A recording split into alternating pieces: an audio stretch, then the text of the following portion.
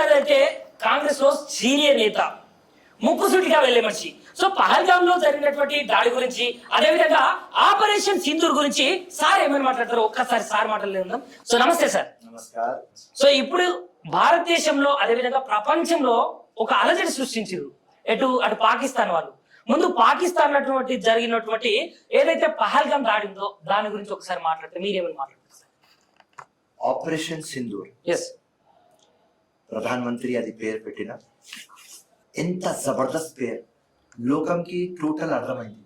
India లోపల వచ్చి సింధూర్ కి మీరు తీసేస్తే ఆ సింధూర్ మీ ఇంట్లో వచ్చేసి మీకు ఫినిష్ చేసేస్తుంది. సో అకార్డింగ్ టు సిచ్యువేషన్ ఆ పేరు జబర్దస్త్. అండ్ నిన్న రాత్రి మనం చేసిన అటాక్లు, అంటే మొన్న రాత్రి మనం చేసిన operation 9 locations, 21 targets, 25 minutes. And ఎంత బ్యూటిఫుల్, ఎంత ప్రిసైజ్ గా, ఎంత ఆర్గనైజ్ గా ఓన్లీ టెర్రరిస్ట్ క్యాంప్స్ కి, లాంచ్ ప్యాడ్స్ కి మనం టార్గెట్ చేసినాం. అండ్ మొత్తం లోకంకి ఒక మెసేజ్ పంపించినాం. మా వార్ అగేన్స్ట్ టెర్రరిస్ట్, మా వార్ అగేన్స్ట్ టెర్రర్, మా వార్ సివిలియన్స్ కోసం కాదు, కామన్ మ్యాన్ కోసం కాదు. పోయి ఎంత ప్రాపర్ గా హిట్ చేస్తారంటే మన రఫాల్ ప్లేన్ లో ఎల్ఓసిలో ఉన్న తర్వాత ఆ టార్గెట్ కి రీచ్ కావాలి.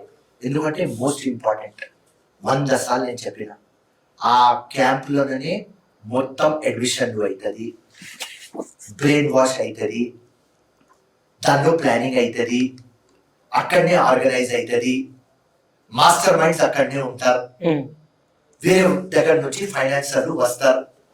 అండ్ ఈ మొత్తం క్యాంప్ల ఇంకా పాకిస్తాన్ ఆర్మీ ఉన్నది, ఐఎస్ఐ ఉన్నది. మేం ఇండియా 1,00,000 టైం చెప్పినాం, కానీ పాకిస్తాన్ ఎప్పుడు వరల్డ్ లో చెప్పేది ఏమంటే ఇది రాంగ్. కానీ నిన్న ప్రూవ్ అయిపోయింది. నిన్న టెర్రరిస్టులు చనిపోయిన తర్వాత వాళ్ళ కాఫిన్ కి పాకిస్తాన్ జెండా, నమాజ్ చదువుతప్పుడు పాకిస్తాన్ ఆర్మీ, పాకిస్తాన్ పోలీస్, అక్కడ Pakistan army, Pakistan police salute కొడుతుంది.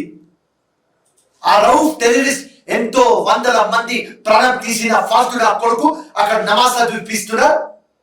అండ్ వాడు ఇంకా పాకిస్తానీ మిలిటరీ సల్యూట్ కొడుతుంది. సో లోకంకి మేము మనం చూపించినాం, అరే ఉట్టి పాకిస్తాన్ పాకిస్తాన్ అని మేము చెప్తాం. ఒక కంట్రీకి మిలిటరీ కావాలి, కానీ పాకిస్తాన్ మిలిటరీకి ఒక కంట్రీ కావాలి. వీళ్ళేరా బాయ్ మొత్తం సర్వనాశనం చేస్తున్నారు, వాళ్ళే చేస్తున్నారు. ఇది మొత్తం లోకంకి అర్థమైంది. అండ్ నిన్న సాయంత్రమే నేను చెప్పిన, ఫస్ట్ డే 22 ఏప్రిల్ కి పహల్గామ్ అటాక్ అయినప్పుడే నేను చెప్పిన, ప్రధానమంత్రి గారు మీకు ఒక రిక్వెస్ట్, నో మాటలు, నో స్పీచ్లు, ఓన్లీ యాక్షన్. ప్రధానమంత్రి గారు మన మిలిటరీ జబర్దస్త్ పని నిన్న ఎట్లయింది అంటే అది ఒక ప్రౌడ్ మూమెంట్. ప్రతి ఒక్క ఇండియన్ కి 140 crores కి ప్రౌడ్ మూమెంట్. మన మిలిటరీ కానీ, మన యూనియన్ గవర్నమెంట్ కానీ, మన సెంట్రల్ గవర్నమెంట్ కానీ, మన ప్రధానమంత్రి కానీ జబర్దస్త్ పని. ఎందుకంటే అప్పుడు టెర్రరిస్ట్ అటాక్ అయింది, అప్పుడు అది ఇండియా సోల్ మీద అటాక్ అయింది. సో నిన్న ఒక డిగ్నిటీ డే, ఒక ప్రౌడ్ డే. అవా మన ఆర్మీ చూపించిందిరా, మన ప్రధానమంత్రి చూపించినారా భయ్. నరేంద్ర మోదీ జబర్దస్త్ పని చేస్తారు. మీరు ఇక్కడ నో పాలిటిక్స్ తమ్ముడు, దేశం కోసం only India, only Hindustan, only భారతదేశం. భారత్ హిందుస్థాన్ జిందాబాద్ థా, జిందాబాద్ హై, జిందాబాద్ రేగా, అంతే, నో పాలిటిక్స్. మన ప్రధానమంత్రి జబర్దస్త్ పని చేస్తే ఎస్ చేసినారు, నథింగ్ డూయింగ్. సో నిన్న మొన్న 22 కి చెప్పిన ఓన్లీ యాక్షన్, యాక్షన్ అయింది. నిన్న సాయంత్రం చెప్పిన, ఇలా మళ్ళీ చెప్తున్నా, పాకిస్తాన్ అంటే అది కుక్క తోక, ఆ కుక్క తోక కట్ చేయాలి. పాకిస్తాన్ అంటే క్యాన్సర్, అది క్యాన్సర్ కి టోటల్ ఫినిష్ చేయాలి. పర్మనెంట్ సొల్యూషన్ కావాలి. ఉట్టి ఇప్పుడు రిపోర్ట్ మనకు ఇచ్చింది రా, ఏమంటే 21 ప్లేసెస్ ది పొజిషన్ ఇచ్చింది. దానిలో మనం కొట్టిన ఉట్టి 9. 12 remaining. Second phase of war start కావాలి, second phase of Sindoor start కావాలి. పాకిస్తాన్ గెలకవద్దు అని చెప్పినా గెలికితే 10 to 12 days లో ఫినిష్ చేస్తాం. పాకిస్తాన్ గెలుకుతున్నది అండ్ ఓపెన్ గా చెప్తున్నా, వాళ్ళు ఫుల్ ఫ్లెజ్ గా గెలికితే ఇండియన్ మిలిటరీ ఎంత పవర్ఫుల్ 10 to 12 days లో ఫినిష్ చేస్తుంది. సార్ ఇంకొకటి సార్, ఇప్పుడు పీఓకే ఉంది కదా, సో పాకిస్తాన్ ఆక్యుపైడ్ కాశ్మీర్ ఏదైతే ఉందో, సో మనం మళ్ళీ మన భారతీయులు మన భారత సైన్యం కానీ మళ్ళీ మన దాన్ని మనం తీసుకునే అవకాశం ఏమన్నా? 100% ఉన్నది. ఇది కాశ్మీర్ మనది, వాళ్ళు కబ్జా మీద ఉన్నారు. ఓనర్ ఇండియా, ఓనర్ ప్రాపర్టీ తీసుకుంటాడు. ఇది రైట్ టైం వచ్చింది. ఇదే ప్రధానమంత్రి గారికి నేను రిక్వెస్ట్ పెట్టిన. మనం చాలా పవర్ఫుల్ అండ్ మన అలవాటు ఇండియా అలవాటు, మనం వేరే ఇంటికి వైపు చూడం అంతే. ఇది మన ఇండియా అలవాటు. ఇప్పటి నుంచి కాదు, 5000 years నుంచి. కానీ ఎవరు మన ఇంట్లో జోరితే వాళ్ళ ఇంట్లో జోరి వాళ్ళకు సంపాలి. వాళ్ళు ఇన్నోసెంట్ మన వాళ్ళకి సంపుతున్నారు. మనం ఎట్లయినా బదలా తీసుకోవాలి. ఖూన్ కా బదలా ఖూన్, ప్రాణం తీసిన ప్రాణం తీయాలి. అండ్ ఎవరు మనకు? ఆ టెర్రరిస్ట్ నా కొడుకులు. మనకు ఎవరు కావాలి? ఆ పాకిస్తాన్ ఆర్మీ. మనకు ఎవరు కావాలి? ఆ ISI. ఎందుకంటే ఈ కొంతమంది టెర్రరిస్ట్ కి సంపి మనం విడిసేస్తే మళ్ళీ 1 year 2 years తర్వాత వాళ్ళు లేస్తారు. సార్ ఇంకొక చిన్న విషయం ఏంటంటే, హఫీజ్ సయ్యద్ భారత్ ను మేము ఒడికిస్తాము, భారత్ సింధు జలాల్లో వారిది భారతీయుల రక్తము, మేము నరేంద్ర మోదీ గారిని నామ రూపాలు లేకుండా చేస్తాము, హిందువులను ఊచకొత్త కోసము, అదేవిధంగా భారతదేశంలో ఉన్నటువంటి ప్రజలపైన దాడి చేస్తామని అన్న హఫీజ్ సయ్యద్ ఇప్పుడు ఎక్కడ వేరు? మరి హాఫీజ్ సయీద్ గానీ, మౌలానా గానీ, మౌలానా అజహర్ గానీ, జైషే మహమ్మద్, లష్కర్ ఏ తోయబా గానీ, జైషే మహమ్మద్ గానీ, హిజ్బుల్ ముజాహిదీన్ గానీ, అందరికీ ఒకటే మాట. ఇప్పుడు 25 minutes లో మనం పోయి ఇట్లా దాడి చేసిన తర్వాత నా లాంగ్వేజ్ లో పాకిస్తాన్ కి కానీ పాకిస్తాన్ టెర్రరిజం కి కానీ ఉచ్చాపడింది.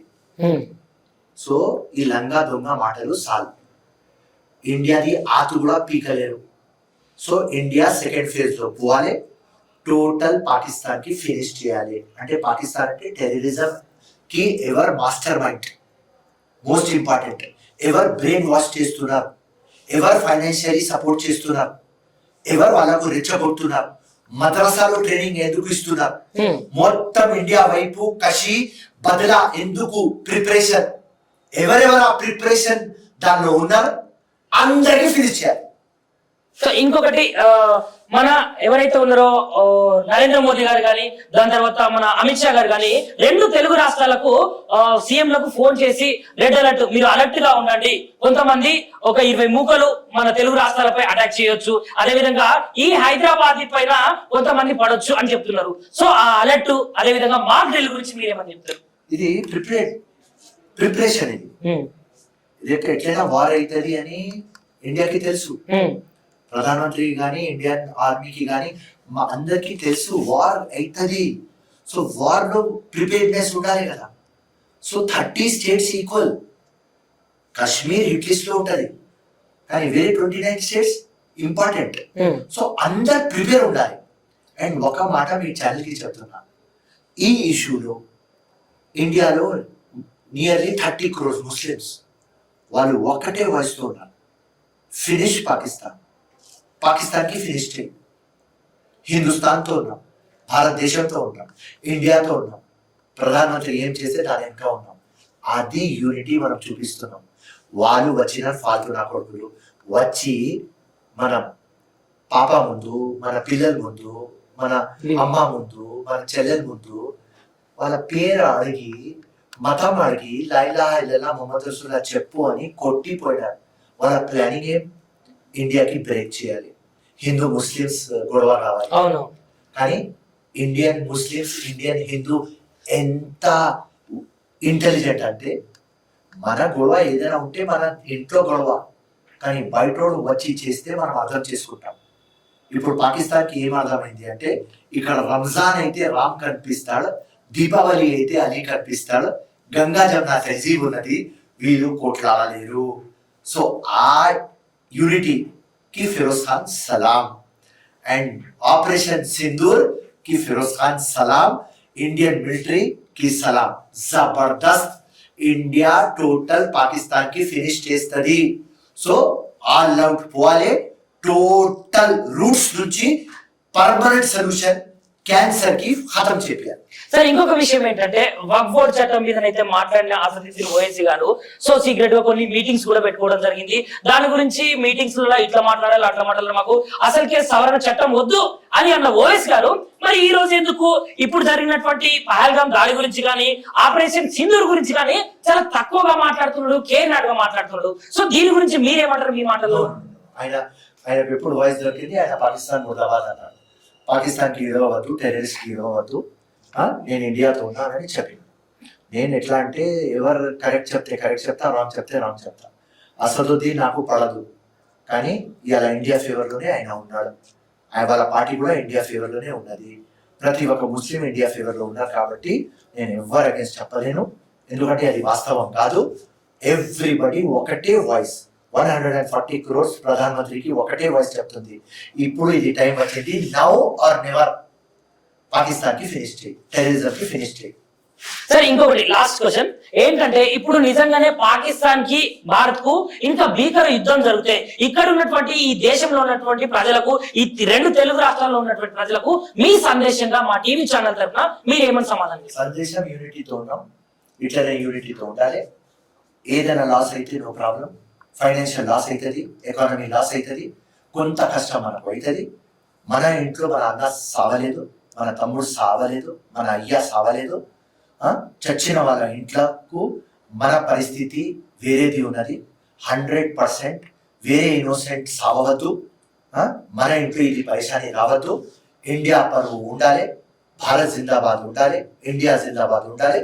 దానికోసం మనం గవర్నమెంట్ తో కానీ మిలిటరీతో కానీ కోఆపరేట్ చేద్దాం, పాకిస్తాన్ కి ఫినిష్ చేద్దాం, యూనిటీతో ఉందాం, బ్రదర్హుడ్ ఉందాం, మన ప్రేమ మనం చూపిస్తాం. That's all. హిందుస్థాన్ జిందాబాద్ జిందాబాద్ జిందాబాద్ చూపిస్తాం. ఏదైనా ప్రాబ్లం రాని మనం కలిసి కట్టిగా ఫేస్ చేసుకుందాం, సాల్వ్ చేసుకుందాం, ఇండియాకి గెలిపిస్తాం. నమస్తే అండి. జై హింద్, జై కాంగ్రెస్. సో చూశారు కదండి, ఫిరోజ్ ఖాన్ గారు అయితే కుండ బద్దలు కొట్టినట్టు ఎలాంటి యుద్ధం వచ్చినా ఈ భారతదేశాన్ని మేము కలిసికట్టుగా కులాలకు మతాలకు అతీతంగా మేమంతా భారతీయులము, మేమంతా ఒకటే తాటిపై నరేంద్ర మోదీ గారి యొక్క నాయకత్వంలో నడవడానికి మేము సిద్ధంగా ఉన్నాము అని అయితే కుండలు బద్దలు కొట్టినట్టుగా అయితే ఫిరోజ్ ఖాన్ గారు అయితే చెప్పారు. సో జై హింద్. షేర్ చేయరి, లైక్ చేయరి, సబ్స్క్రైబ్ చేయరి, మర్చిపోకుండా గంట సింబల్ అయితే ఒత్తురులా.